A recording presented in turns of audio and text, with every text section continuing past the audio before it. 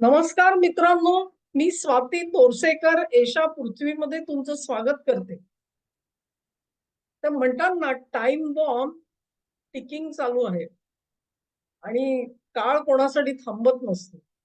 हा जो time bomb clicking चाललेला आहे, ते अमेरिकेसाठी चाललेलं आहे.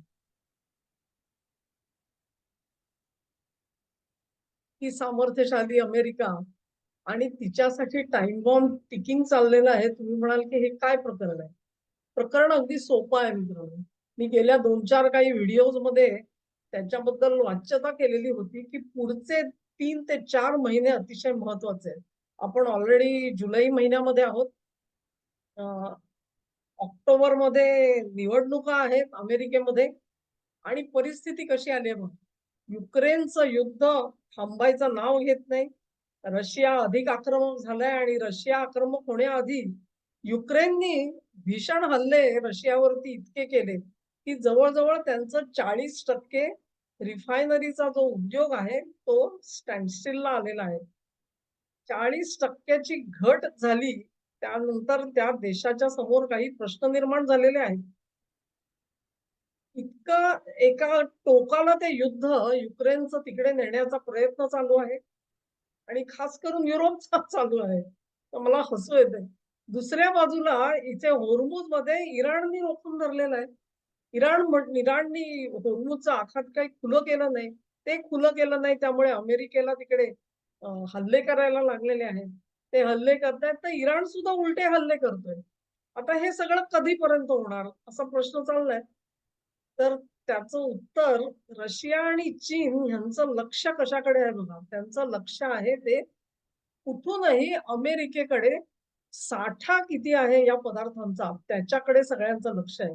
71च्या युद्धामध्ये लोकांना आठवत असेल, की भारताने जेव्हा कराचीवरती जबरदस्त असा हल्ला चढवलेला होता, की पाकिस्तानचे जे रिझर्व्हज होते पेट्रोलियम आणि डिझेलचे ते सगळं खलास झालं.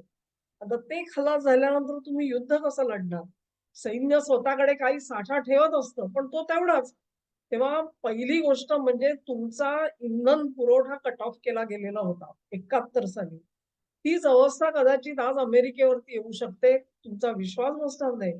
पण मार्च महिन्यापासून आत्तापर्यंत अमेरिकेने आपल्याकडचे रिझर्व्ह साठे जे आहेत ते मार्केटमध्ये आणले. ते मार्केटमध्ये कशासाठी आणले? तर भाव सुस्थिर ठेवण्यासाठी आणले. असेच भाव $6 ते $7 पर्यंत गेलेले आहेत तिकडे गॅसचे. आणि हे कधी झाले? तर रिझर्व्ह स्टॉक्स बाजारात आले म्हणून. बाजारात ते आले नसते, तर ते भाव आणखी $10 $12 पर्यंत सुद्धा गेले असते.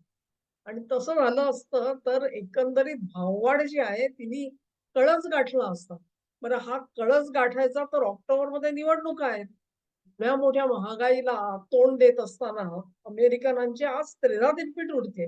म्हणजे असं सांगतात, की जो सामान्यातला सामान्य अमेरिकन आहे, जो 50-60% वर्ग त्यांचा हँड टू माउथ चाललेला असतो, त्यांना महिन्याचे शेवटचे काही दिवस खर्च करण्यासाठी हातात पैसा उरत नाही, ही आजच परिस्थिती आली आहे. आणि म्हणून क्रेडिट कार्डाचा वापर चाललेला आहे. क्रेडिट कार्ड कशासाठी वापरलं जातंय? ग्रोसरी विकत घेण्यासाठी वापरलं जातंय. आत्तापर्यंत क्रेडिट कार्ड जे आहे अमेरिकेमध्ये कुठे कपडे घेण्यासाठी, कुठे इतर छानछोकीच्या वस्तू घेण्यासाठी असेल, इलेक्ट्रॉनिक गुड्स घेण्यासाठी असेल, यासाठी वापरलं जात होतं. पण आता ते हाउसिंग रेंट म्हणजे घरभाडं देण्यासाठी आणि ग्रोसरीसाठी वापरलं जातंय. ही धोक्याची सूचना आहे. आणि ही अवस्था असताना रशिया आणि चीनचं नेमकं लक्ष या गोष्टीवरती आहे. ही लढाई जी आहे होर्मुझ जर का आणखी 3 महिने बंद राहू शकला, 3 ते 4 महिने, तर अमेरिकेला गुडघ्यावर यावं लागेल ही परिस्थिती. कारण तिकडे रिझर्व्हज उरणार नाहीत. रिझर्व्हज उरले नाही की तुम्हाला मार्केटमध्ये जावं लागेल. मार्केटमध्ये जाणार म्हणजे तुम्ही कोणाकडून घेणार? तुम्ही ना रशियाकडून घेताय तेल, व्हेनेझुएलाचं तेल जे आहे त्याच्या शुद्धीकरणामध्ये अनेक प्रॉब्लेम आहेत. तुम्हाला कॅनडात जावं लागेल. कॅनडा तुम्हाला जबरदस्त प्राइस मारेल कारण तुम्ही कॅनडाला दुखवून ठेवलेलं आहे. होर्मुझ बंद आहे. म्हणजे मेन सप्लाय जे आहेत ते सगळे सप्लाईज यांची जी गुलाबी स्वप्न चाललेली होती, की इराणचं तेल माझ्या हातात आलं, की मी चीनला नमवीन. ते सगळी बुद्धिबळाचा पट कसा उलटा फिरवला चीननी हे तुमच्या लक्षात येईल. जर का ही परिस्थिती अशी 3 ते 4 महिने तुम्हाला कळ काढता आली, सगळं गोष्टी ज्या आहेत त्या ताणून धरता आल्या, तर अमेरिका कोसळू शकते हे लक्षात घ्या. तर नुसती अमेरिका कोसळणार आहे अशातला भाग नाहीये. परिस्थिती सर्वत्र तशीच आहे. आता बघा, की मी म्हटलं त्याप्रमाणे अशा अवस्थेमध्ये जेव्हा इन्फ्लेशन वाढतं, त्या अवस्थेमध्ये कुठल्याही देशाला आपले मॉनेटरी डिसिजन्स म्हणजे नाण्यांच्या बद्दलचा त्यांची जी धोरण असतं, ते धोरण ठरवणं अतिशय कठीण जातं. त्यातले जे काही कठोर निर्णय घ्यायचे असतात, ते कठोर निर्णय घेणं अतिशय अवघड जातं. ते एक चॅलेंज होतं. हे केवळ अमेरिकेसाठी नाहीये, तर ते G7 कंट्रीज म्हणजे युरोपासाठी सुद्धा तेच चॅलेंज असणार आहे. दुसऱ्या बाजूला चीनसाठी सुद्धा तेच चॅलेंज आहे. चीनकडे काय अवस्था आहे, त्यांच्याकडे त्यांच्या स्थानिक जी सरकार आहे, म्हणजे केंद्रीय सरकार वेगळं, स्थानिक सरकारांनी घेतलेलं कर्ज जवळ-जवळ 42% आहे आणि ह्याचा सामना करायचा असेल, तर त्यांना डोमेस्टिक करन्सी जी आहे, तिचं अवमूल्यन करावं लागेल. चीनकडे 2 करन्सीज आहेत. एक ते स्वतःच्या घरगुती वापरासाठी वापरतात आणि एक एक्सपोर्ट इम्पोर्टसाठी वापरतात. तर तो भाग सोडा, तो जो डोमेस्टिक करन्सी जी आहे, ती जर का त्याचं डिव्हॅल्युएशन झालं, तर मग लोकांचं उत्पन्न वाढल्यासारखं दिसेल. तिथे जे ॲसेट आहेत, मग ते रिअल इस्टेटचे ॲसेट असोत किंवा त्यांचे बॉन्ड्स असोत, सर्व प्रकारचे ॲसेट्स त्याच्या भावात वाढ झाल्यासारखी होईल आणि एक प्रकारे कॅश फ्लो जो आहे, तो कॅश फ्लो हा रोखीचे जे सगळे व्यवहार असतात त्याच्यासाठी चलन कमी पडणार नाही, अशी परिस्थिती चीन तयार करू शकतो. पण हे जर का करायचं असेल, तर त्यांना हाँगकाँग मार्केटमधला सोन्याचा दर वाढवावा लागेल. किती वाढवावा लागेल? तर असं म्हटलं जातंय जवळ-जवळ 10 ते 20% त्यांना वाढवायला लागेल. 10 ते 20% हा दर जर का वाढवायचा असेल, तर त्याचा इम्पॅक्ट जो आहे तो परत एकदा सर्व जगावरती पडणार आहे. याबाबत काही शंका नाही. आणि मग यामुळे अमेरिका आणि अन्य G7 देश जे आहेत, त्यांच्या अर्थव्यवस्थेसमोर जे आव्हान उभं राहील, त्याच्यामध्ये हळू मंदी पकड धरेल आणि रिसेशनकडे हे देश झुकू शकतात. ही अवस्था राहिली तर म्हणजे होर्मुझ जर का 4 महिने बंद राहिलं, तर काय होईल असा आपण विचार करतो. हे झालं तर मग हे रिसेशन चालू राहील. एकदा का रिसेशन चालू राहिलं आणि त्याचा इम्पॅक्ट जो आहे तो 2 गोष्टींवर होईल. एक तर तिकडचं DXY म्हणजे इंडेक्सेस आहेत. त्या इंडेक्सेस वरती त्याचा परिणाम होईल. दुसरं असं आहे, की बेस मेटल जे आहेत, कॉपर सारखे त्याच्यामध्ये अ, मला रेट्समध्ये त्याचा परिणाम झालेला दिसून येईल. इंटरेस्ट रेट जे आहेत, ते इंटरेस्ट रेटवरती परिणाम होईल. म्हणजे एक सरकारचे जे कर्जरोखे आहेत, त्याच्या भावांमध्ये फरक पडेल आणि हे सगळं होत असताना मग इन्फ्लेशन तयार होईल. ते इन्फ्लेशन असं तयार होईल. त्यानंतरची जी परिस्थिती 2028 नंतरची असेल ती एकंदरीत 1978 ते 82 ह्या काळामध्ये अमेरिकेची अर्थव्यवस्था जी होती ती स्टॅगफ्लेशनमध्ये गेली असं म्हणतात.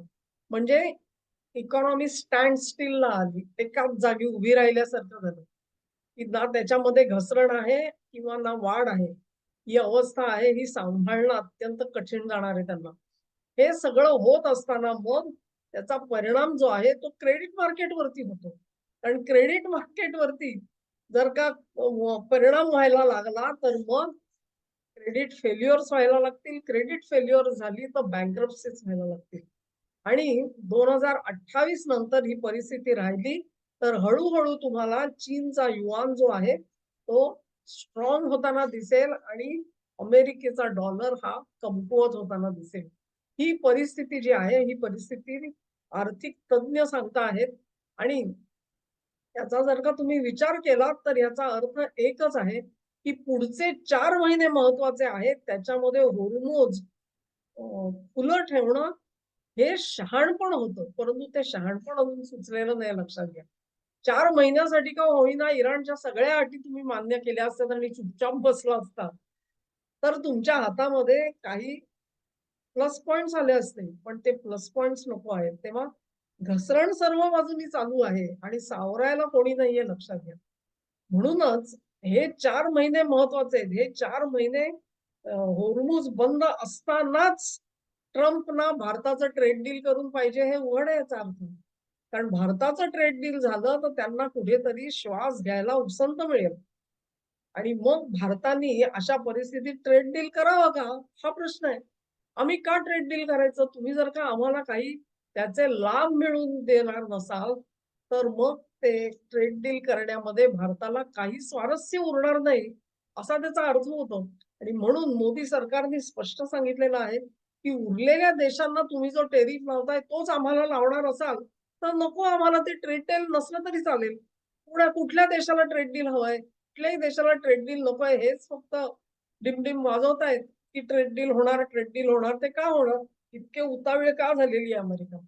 त्या अमेरिका उतावीळ झाली याचाच अर्थ असा, की त्याचा हात दगडाखाली आहे त्याला समजतंय.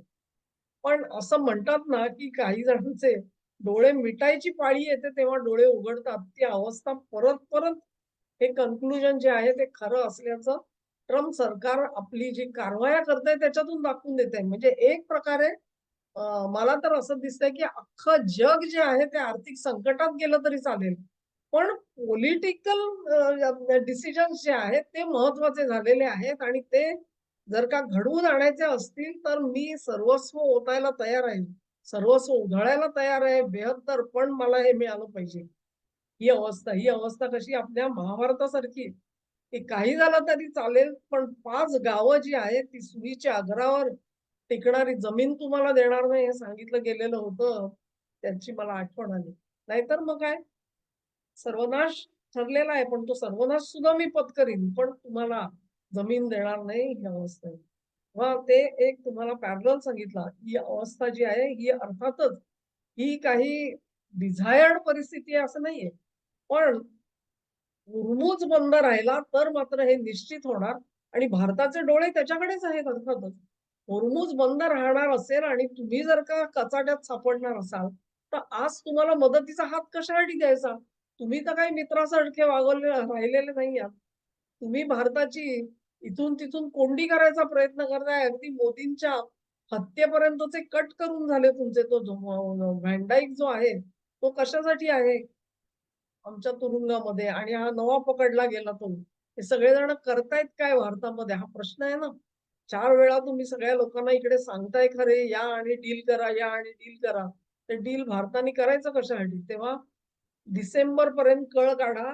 डिसेंबरपर्यंत हे लोक जे आहेत ना, हेच गर्तेत जाण्याची शक्यता आहे आणि ती वेळ अशी असेल, की जेव्हा भारत हा उदयाला येण्याची शक्यता आहे. तर हे सगळं जर का तुम्हाला आपणहून चीन आणि रशियाच्या हातामध्ये आपली सूत्र द्यायची इच्छा झाली असेल, तर आणखी लवकर-लवकर करा काय ते. जे काय स्टॉक्स आहेत ना तुमच्याकडे डिझेलचे आणि ह्याचे. कारण डिझेल नसेल, पेट्रोल नसेल, तर इकॉनॉमी स्टँडस्टिलला येईल. ही गोष्ट सत्य आहे. तेव्हा अमेरिका ही सुज्ञ होणार का? आणि सुज्ञ निर्णय घेणार का? हा प्रश्न आहे. हा प्रश्न जर का तो त्यांनी सोडवायचा आहे. आपण सोडवायचा नाही. आपण ती परिस्थिती जी आहे, ती आपल्याला अनुकूल होईपर्यंत आपल्याला कळ काढायची आहे. आणि म्हणून मी म्हटलं, की कितीही कुठल्याही केंद्रीय मंत्र्यावर कोणी कितीही हल्ले करो, तो किती नालायक मंत्री असेल, मला खात्री आहे, की इतकं जोराचं जनमत आता तयार झालेलं आहे काही गोष्टींबाबत, की त्या मंत्र्यांना कोण वाचवणार असा प्रश्न कदाचित निर्माण होऊ शकेल, मला माहिती नाही. पण तरी सुद्धा वाहवत जाऊ नका एवढं मात्र मी निश्चित सांगेन. कारण वाहवत गेलात तर ही जी सुवर्ण संधी आहे, तिचा फायदा घेण्याची संधी तुम्ही मोदींच्या हातातून हिसकावून घ्याल. तेव्हा तेवढं फक्त बाळगा. मी नाराजी सुद्धा व्यक्त करा, सगळं व्यक्त करा. पण सरते शेवटी आपल्याला ही लढाई जिंकायची आहे, एवढी गोष्ट मात्र विसरू नका. चीन आणि रशिया युद्ध खेचण्याच्या तयारीत आहे आणि ते युद्ध खेचणार असतील 4 महिने, तर अमेरिका ही त्याच्या गुडघ्यावरती येईल. 100%. हा व्हिडिओ तुम्हाला आवडला असेल अशी आशा करते. तुम्हाला आवडला असेल तर ही लिंक शेअर करा, व्हिडिओला लाईक करा, चॅनेलला सबस्क्राईब करा. धन्यवाद.